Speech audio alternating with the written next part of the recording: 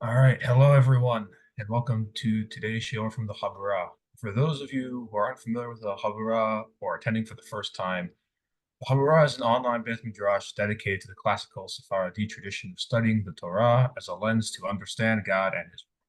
With members from over 20 countries, the Habura has thousands of hours of shiurim available online, as well as our own publishing house. So, for those bibliophiles amongst us, uh, way to add to your collection. And to learn more or join, you can visit thehabarad.com with the link chat. And now for a bit about our speaker. Joey Faur is a community leader and educator studying towards a BBA at Reichman University, formerly IDC, in Herzliya. He recently returned from 4 months of IDF reserve duty as a paratrooper in Khan Yunis, Gaza. A student of his late grandfather, Chacham Jose Faur, he founded Yafeh Ba'ito to disseminate the Chacham's Torah. He has also studied at Yeshivat Or Vishua in Haifa prior to serving in paratrooper special forces. He is passionate about teaching Torah and inspiring young people to integrate Torah with their careers. Today, Joey is going to share with us his experiences in Gaza as well as Torah and how to relate. And without further ado, Joey, the floor is yours. Thank you. Thank you so much, Daniel. Thank you very much for the introduction. So I'm going to start today's session with a question. I think it's a question that we are all going to be asking ourselves for many years ahead. And it's, where were you on October 7th? I remember growing up, that question wasn't where were you on October 7th, but rather it was where were you on September 11th. I remember it was one of those days that you just ask any American, but really anybody from the United States, where were you on that day? Anybody and everybody remembers where they were on that day, what they were doing at the moment they heard that terrible news of the attacks. And I think this October 7th became not just a day for Jews living in Israel, Jews living in any specific place, but really a day that any Jew anywhere in the world will remember where they were, what they were doing at that time. And at that time, on October 7th, I remember I was in Simchat Torah, and I was on the way to synagogue, regular Simchat Torah, regular Shabbat morning, just on the way thinking about what I was going to be speaking about between Shachrit and the Hakafot. And as I'm on my way to synagogue, suddenly I hear the sirens ringing. And in my mind, I was sure the sirens ringing were simply some sort of mistake that, it couldn't be that really something was happening. I figured they must have been testing out the sirens. And as a result of the tests, they accidentally had them go off. And now I'm just to be safe going to find cover. But as I was walking to synagogue that morning, I remember hearing the radios blaring out loud as I was getting closer and closer to the synagogue from house to house. And suddenly I realized this wasn't just some kind of false event, but rather we were dealing with something much more serious. And on that day, instead of doing hakafot, instead of enjoying the holiday, instead, like many, many other Jews living in Israel, I had to get into my closet, look for my Madeh Tzahal, for my army uniform, which was hiding somewhere underneath a whole bunch of clothing that I hadn't touched in years. And in one moment, I changed from a civilian living their life in Israel to a reservist ready to go wherever it is I'm needed in a time of need for Am Yisrael. And I'll take a moment just to introduce myself before we continue. Daniel made an incredible introduction. To anybody who doesn't know me, I grew up in Eretz Israel, studying Torah with my grandfather and father, Chacham Faur and Chacham Abi Faur. And today I'm an educator, teacher, but also pursuing a business career. And one of my goals in life is to inspire and teach the younger generation to live a life of Torah together with business. and together with ma'asim, yafet tamud Torah im derech eres.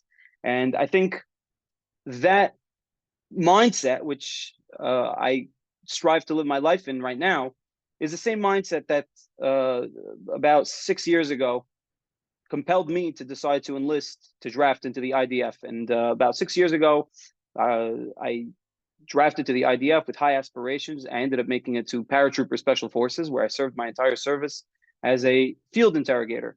Finishing my service, that's it. I thought I was done. And I did maybe a couple of days of reserves, and that's it. I thought I'm not going to need to engage in any other war type activities for the rest of my life. I'm going to be free. And on that day, it hit me that being a Jew in Israel requires one to be constantly aware of their situation and constantly monitoring what's going on. And while that can be a difficult task to endure, it's definitely a very fulfilling one. And in over the next 25 to 30 minutes, I'm going to share some insights which I had from October 7th until my departure from Gaza. And while some of these insights aren't going to be groundbreaking, I don't believe any of the insights I'm going to share are going to be groundbreaking, incredible, life-changing insights. But there's one thing about insights that are derived from experience, and it's that when an insight is derived from experience, it is much more powerful and has the power to change one's outlook and perspective far more than an insight that's just derived from study. And my goal tonight is to convey that experience, and while I convey that experience, to convey the insights which I feel I was lucky to have while enduring some of the most difficult experiences anybody can endure. And so on October 7th, I leave synagogue. I'm waiting to be called. Finally, sometime later in the day, I get a call, and I'm on my way to base. On my way to base, our base, our reserves base has we have a warehouse somewhere in the Merkaz of Israel, somewhere in the center of Israel, where we were expecting to go get our gear and go wherever it is we were needed to go. But instead, we reached the warehouse, and my team and I assemble. We're a team of 30 guys from all walks of life in Israel, and I'll speak about that a little bit later in the session, about the type of people that my team is comprised of. And we look for our gear, but we find that we don't have any gear, and that all our gear was taken.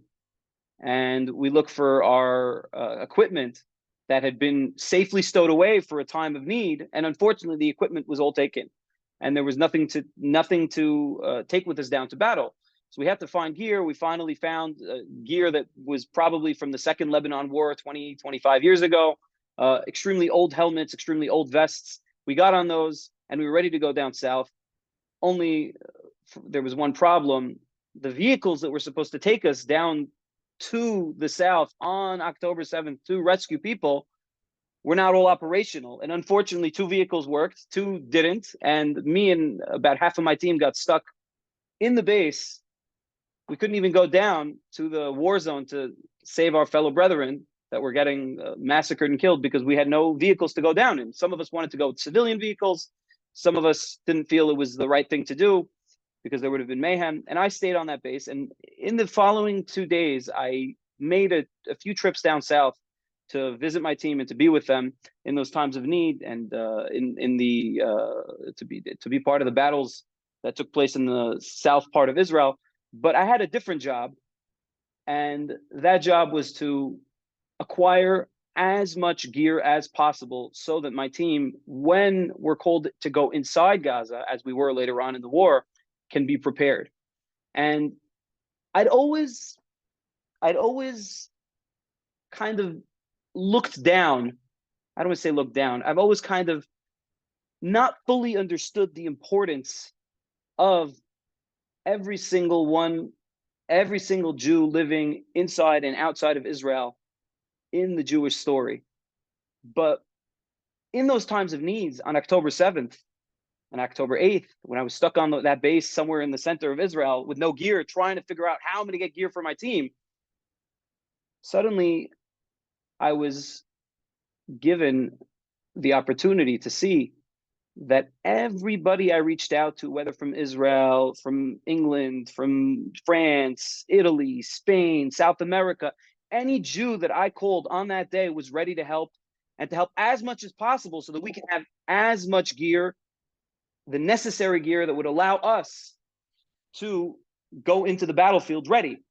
And I realized, Kol Yisrael Arevim Ze Bazeh, while sometimes we feel living in the diaspora, we are maybe less involved in the Israeli or in the Jewish story. But I think on the contrary, you can live outside of Israel and be completely divorced from the Jewish people, and you could live inside Israel and be completely divorced from the Jewish people. It doesn't matter where you live, it matters what you do. And I feel the actions that were taken by the communities outside of Israel were truly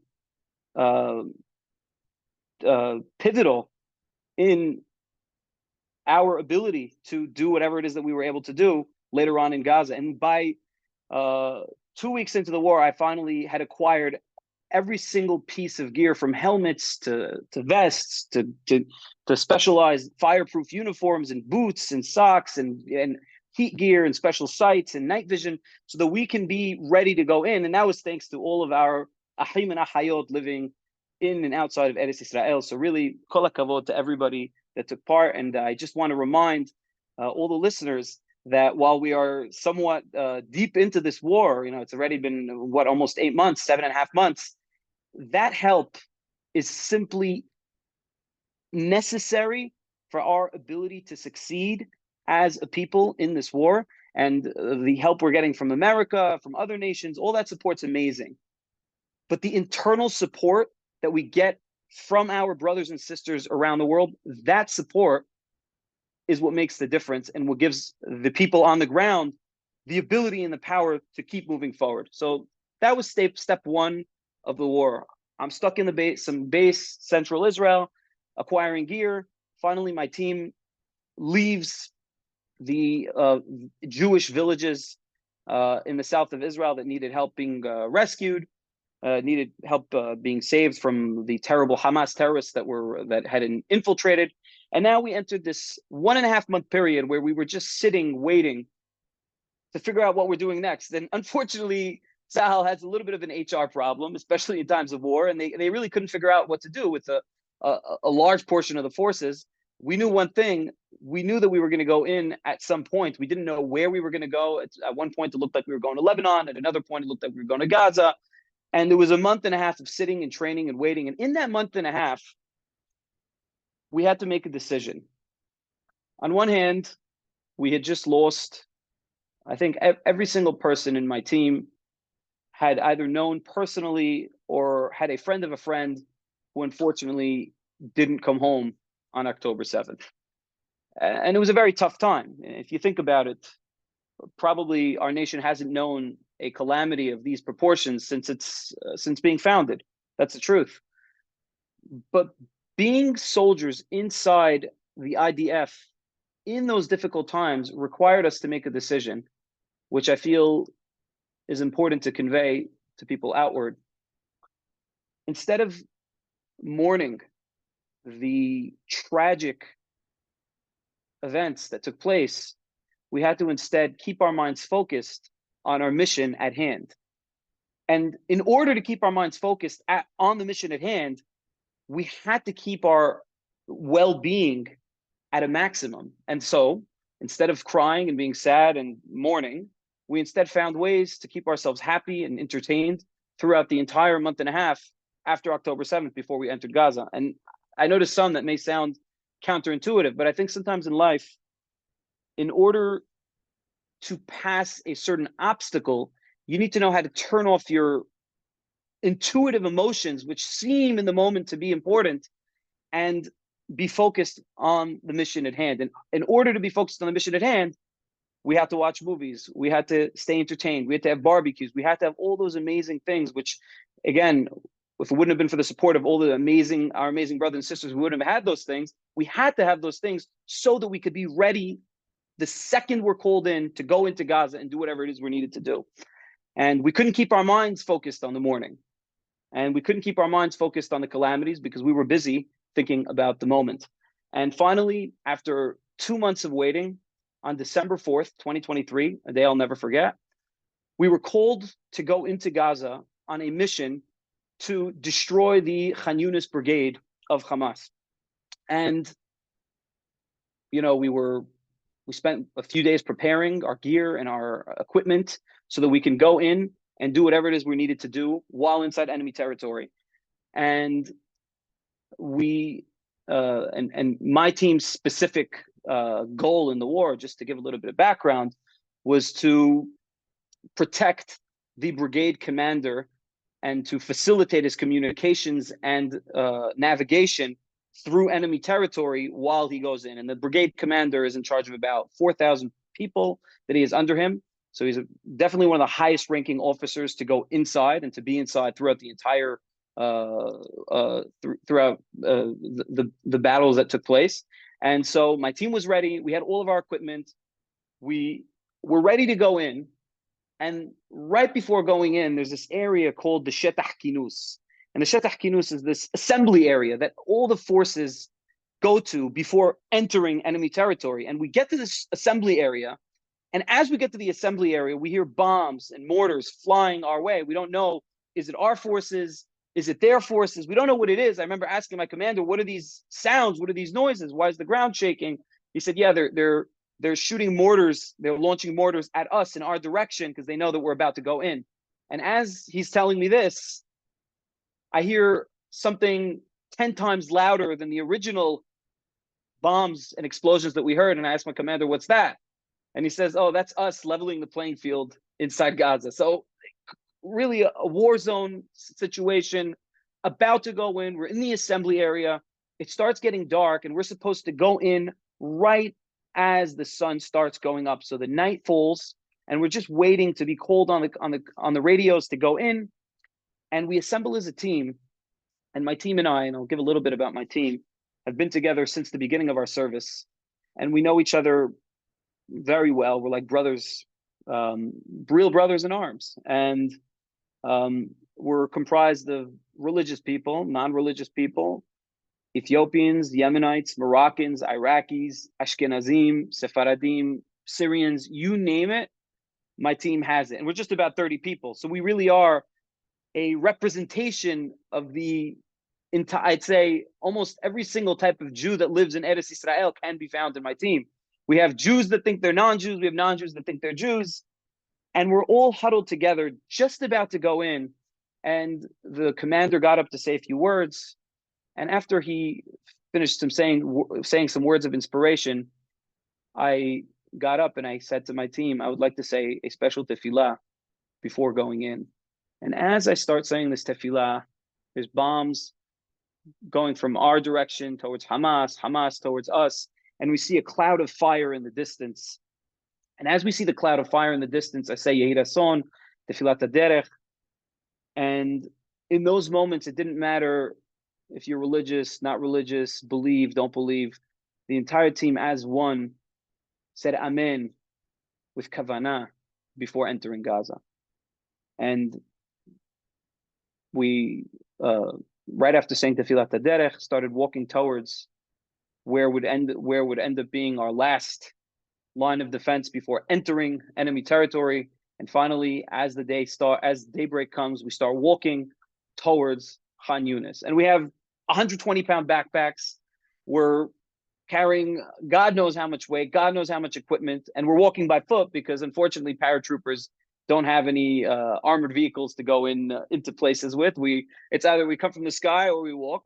So to be fully honest, there are Hummers that are used, but they're not used. Hummers are like 4x4 vehicles that are used, but specifically for penetrating enemy territory, that first entry, you generally don't use the Hummer. So we were by foot walking with 120-pound bags. It's about 50, I want to say 55 kilos on each person's back.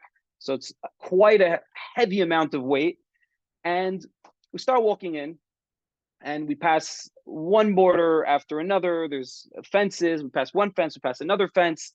And as we go in, we're getting closer to the built-up urban area. And when we get into the built-up urban area,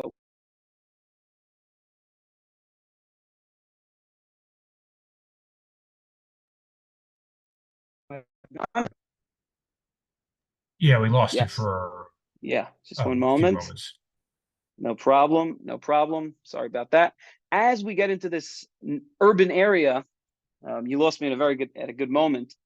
Um, Suddenly we hear, and this is the first time in my life, I've been trained to shoot towards an enemy. We've never been trained to hear what it's like to be shot at. Just we never experienced that.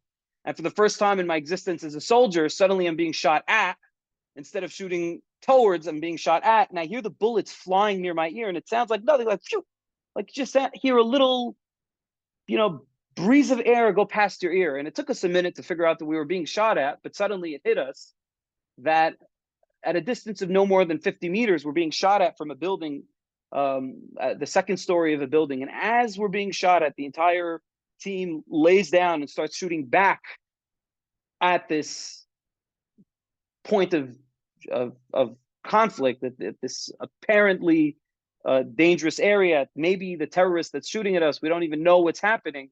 People are shooting. And at a certain point, the commander silences us as to stop shooting. And we're trying to find who this terrorist is, who's shooting at us, what's shooting at us. And as that's taking place, somebody gets on the radio and warns the tank units that are right adjacent to us that we're being shot at from a nearby building. And the tank units take their cannon, point it at the location which was said to be the location that had enemy forces in it, and within 10 seconds the building was completely demolished. And suddenly you see in those moments how the army isn't just functioning as a microorganism, but rather a huge organism of infantrymen with tanks, with military engineers, which are these huge tractors that demolish everything that's in their way. And it's this huge force. It's not just a small force of people with machine guns shooting their way towards the terrorists. We're a huge force, all working together.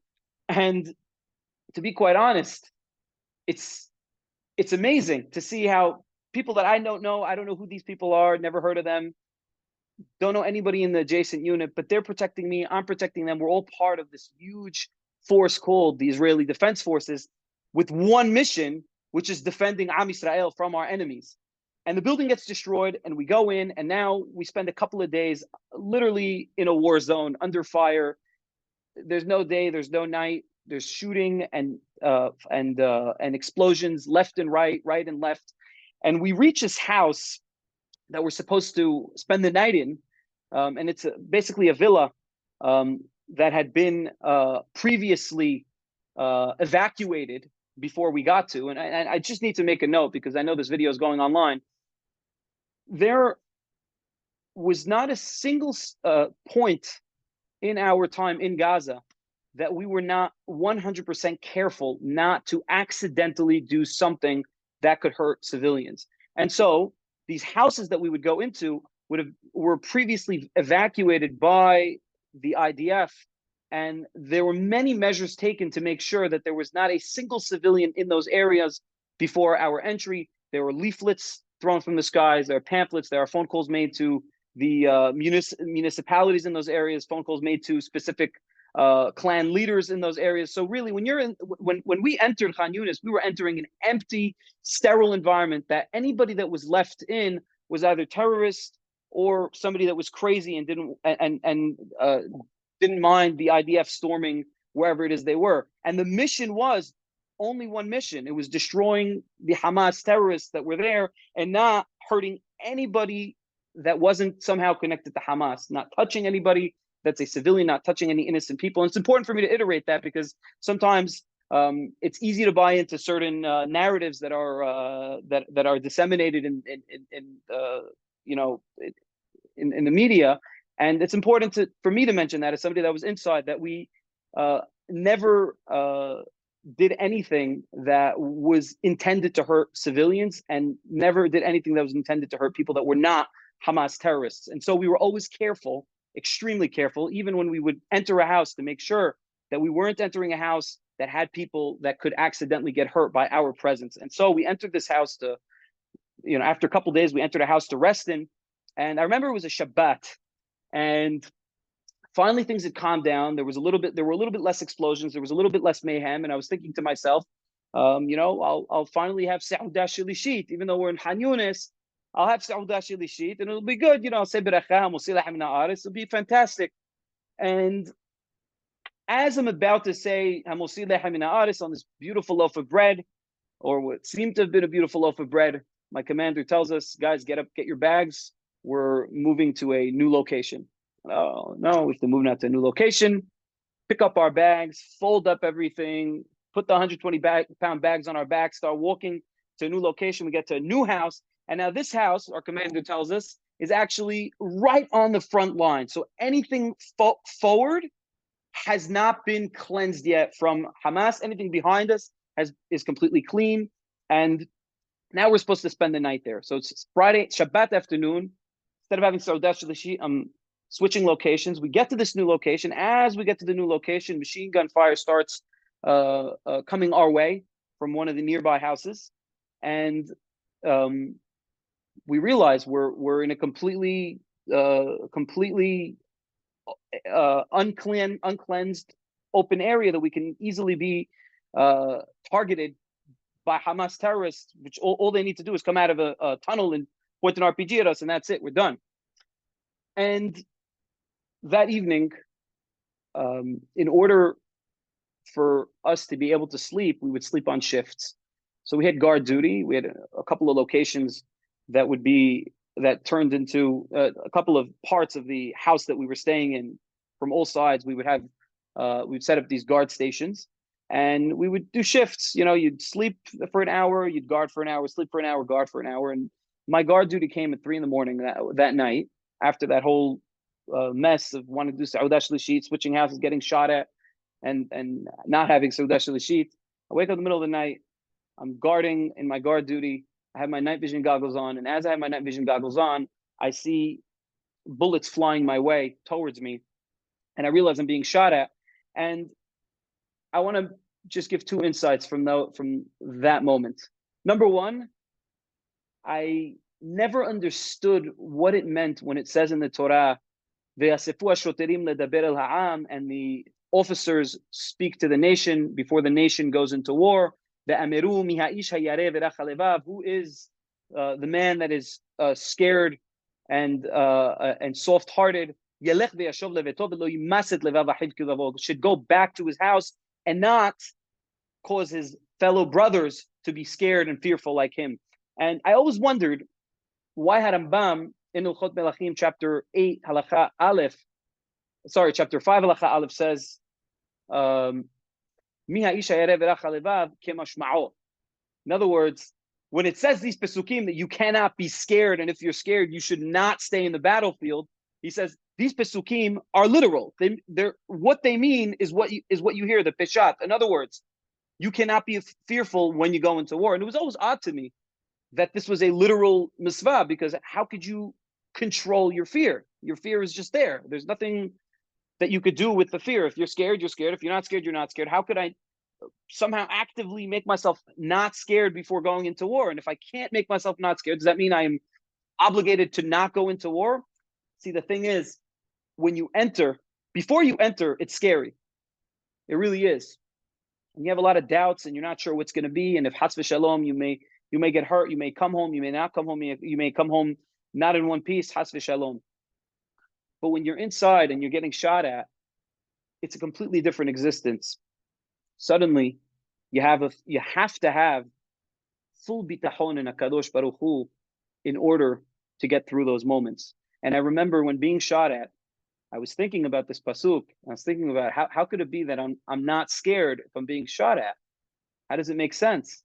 And the reason it makes sense is because those pesukim are speaking about somebody who's going into war with entire complete bitachon in HaKadosh Baruch Hu. And when you have complete bitachon in HaKadosh Baruch Hu, suddenly something even so dangerous like being shot at by an enemy isn't scary in the moment. And that's one insight. Another insight that I had while being shot in those moments, and this is something which is difficult to convey, but I'm conveying it as a story with the intent of hopefully the story speaking for itself. As I'm being shot at, now I know I can't see where the bullets are coming from. I know I am currently at those moments standing alone because I'm on guard duty and my teammates are sleeping in a room behind me. So I'm alone currently. Yet for some reason, and I don't know how to convey this into words, there was no feeling of loneliness, but rather I had an immense feeling of kedusha, the same feeling that one gets when coming home on a Friday night, walking into the house and singing Shalom Aleichem Malachei Hasharet B'Melech Malchei Melachim HaKadosh Baruch Hu. I had felt in those moments that Malachei Hasharet were with me. I know it sounds a little bit mystical, a little bit heebie-jeebie. Anybody can make what they want with that experience that I'm sharing. But sometimes an experience can have certain insights that studies and philosophy and logic simply cannot give one person, and cannot do anything in comparison to the experience. So in those moments, I felt Malachei Hasharet were with us and were with me, and the terrorists a couple of minutes later stopped shooting. And for days upon days, we had this one terrorist that would come out of a tunnel, shoot at us, go back into his tunnel, come out of his tunnel, shoot us, go back in his tunnel, until Baruch Hashem, one day we took care of him, and Baruch Dayan Ha'emet. And I want to share just two more stories before I end, and then I'll let some people ask questions if they so please. We went into Gaza a few days before Hanukkah, and some of us brought Hanukkiyot, menorot, with the intent of hopefully lighting the Hanukkah candles while inside Gaza. And I just have to I want to put things into context a little bit. The time before this war was possibly one of the most divisive times in Israeli history, in modern Israeli history, with the so-called judicial reform taking place. You had the liberals versus the conservatives, the religious versus the non-religious, and there was clearly a very there was clearly a lot of divisiveness and lack of unity within our nation at those times, within specifically in Israel. I don't know how it hit outside of Israel, but I definitely know that in Israel there was a strong feeling of lack of unity between people. And on Hanukkah, when Hanukkah came just about 5 days after we entered Gaza, if I remember correctly, I was thinking to myself, I'm going to ask to light the Hanukkah in Han Yunis. Some people are not religious. Maybe they won't appreciate it. Maybe they'll think, this, as they say in Hebrew, lo mat'im, this isn't fit for, what we're doing. In my mind, lighting a Hanukkah, which is the symbol of our victory against the Ma'atimul Rabbim, is something which is definitely to be done even inside Gaza, as long as it's done in a safe way and not in a way that will be spotted. But I wasn't sure what would happen. And when we initiated, me and a couple of religious friends on my team, we initiated the lighting of the Hanukkah on that first night of Hanukkah. Not only were we not faced with antagonism, but rather everybody that was with us wanted to take part in the Hanukkah lighting, from the highest level commander to the lowest level soldier. Everybody wanted to be there for the Hanukkah lighting. And we found a way to light the Hanukkah in a way that the candles wouldn't be visible outside. And so from a Pirsumei Nisa perspective, the Pirsumei Nisa was indoors to those soldiers that were there inside Gaza fighting, but not outdoors to Hamas and friends, Hamas and co. And I had the privilege of lighting the first candle of Hanukkah inside Gaza. And as I'm lighting, everybody says Amen. And as everybody says Amen, there's the point where you're supposed to sing Ma'al Surah. Everybody, religious, not religious, Hilonim, Datiyim, Haredim, every single type of Jew that you could imagine that's in that house, start singing Ma'al Surah together as a people, as a unit inside Gaza. And that's something which stuck with us our entire time in Gaza. And as we were about to exit Gaza on our last day inside, we were kind of going through some of the experiences and processing some of the things we went through. And somebody asked, what do we want to take with us when we leave? What should we take as a team, as a unit, leaving Gaza outside to the world to tell people about our experience with? And I was thinking about this Hanukkah lighting inside Gaza and thinking to myself that if it wasn't for the unity that we were able to have in those moments of crisis, in those difficult moments for Am Yisrael, we would not have been able to do anything while inside, while outside. We would not have been able to fight our enemy. We would not have been able to get out safely. And in the day before leaving Gaza, the entire team single-handedly agreed that the one message we want to take out with us is the message of unity. And I know it's a simple message, unity. The Torah speaks about, such a clear, such an easy thing. Yet, for whatever reason, in modern day Israel, 2024, Tafshin Pedalit, unity is not something easy to come by. And we have many disagreements because HaKadosh Baruch Hu bara otanu with many differences, and we are definitely not all uniform. We are definitely all very, very, very unique and special in our own ways. But part of being a Yehudi in 2024, I think, means understanding that despite the fact that the person in front of me is completely different than me, and he is completely different than me in every single way. He grew up in a completely different home than I, on completely different values than I. He perhaps doesn't even believe in the Torah, yet he is my brother. And because I understand that this person is my brother, I respect him nonetheless, despite my disagreements with him. And I truly experienced the importance of this unity when going in.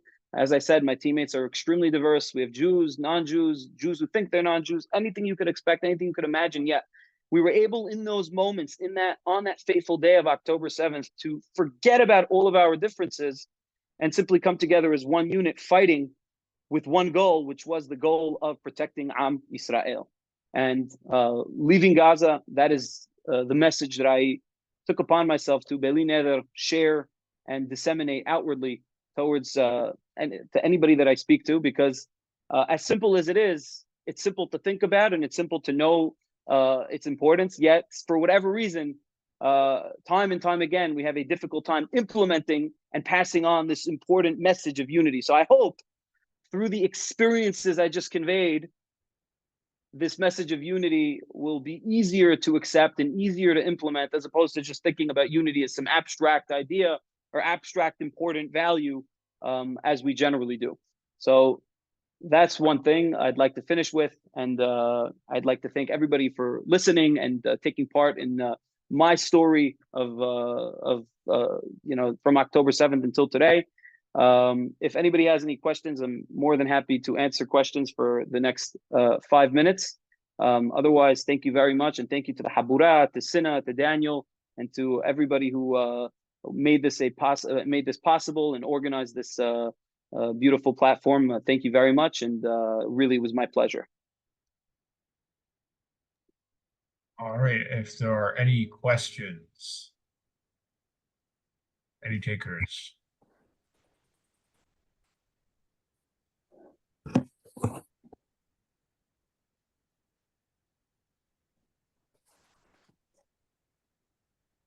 Well, something that I was, first and foremost, Joey, thank you for sharing. I mean, that was a lot for a pretty relatively short time frame. And I know there's obviously, of course, a lot more. I have other friends who have been in Gaza the past few months as well. There's so much that goes into it. But outside of the obvious, which is, of course, you're fighting with Hamas terrorists, what would you say personally one of the most what was something that was, whether religiously or challenging for you during your time in Khan Yunis?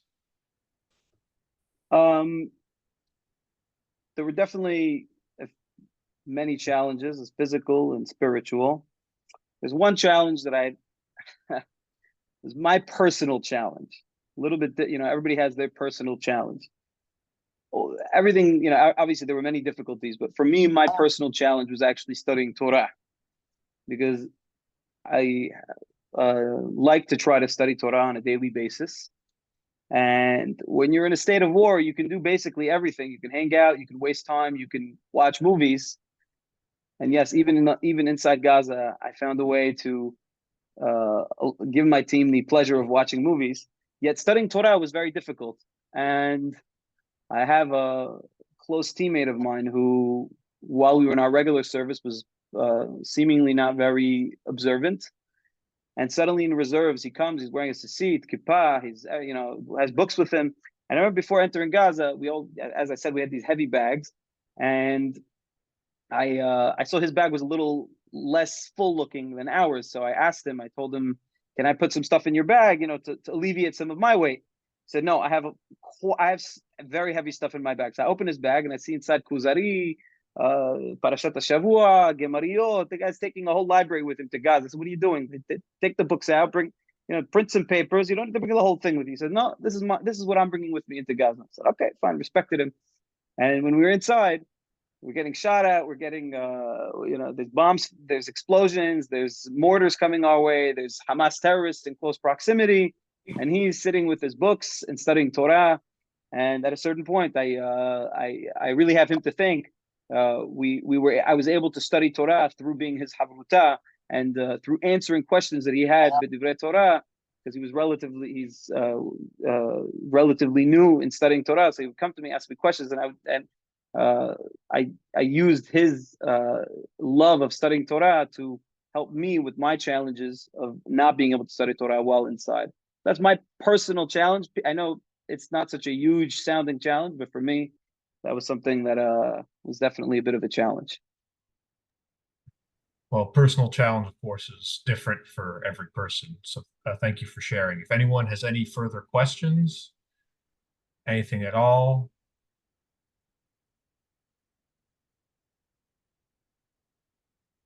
all right. So if there are no further questions, again, thank you, Joey, for sharing your experiences with us. It was an honor and a privilege.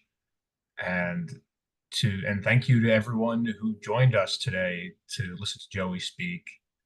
And have a wonderful rest of your day or a good night, depending where you are. And until next time.